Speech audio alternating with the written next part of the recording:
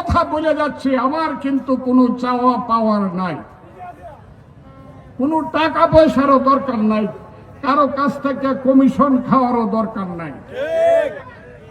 এখানে আমার দুই ছেলে আছে, বড় ছেলে আছে, যেহেতু সে সরকারি চাকরি করে, বক্তৃতা করে নাই।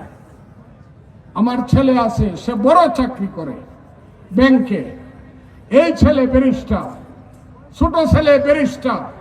আমার ওয়াইফ সিনিয়র উকিল সুপ্রিম কোর্টের, আর আমি হলাম সিনিয়র অ্যাডভোকেট। বাংলাদেশে 1 লাখ উকিলের মধ্যে 100 সিনিয়র অ্যাডভোকেটের মধ্যে আমি একজন। কথা কইলেই 50,000।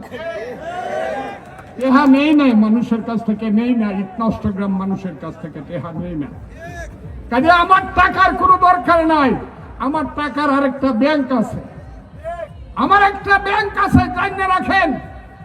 ওই ব্যাংকটা আমেরিকাতে, সেটা হলো আমার মেয়ে, তার নাম ইন্দিরা রহমান।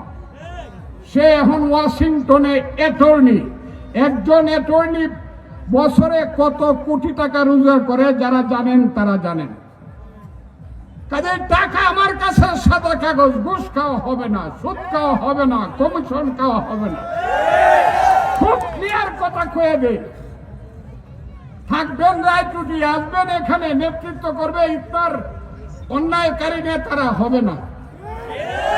রায়চুটির নেতৃত্ব রায়চুটির মানুষ করবে, বাদলার নেতৃত্ব বাদলার মানুষ করবে।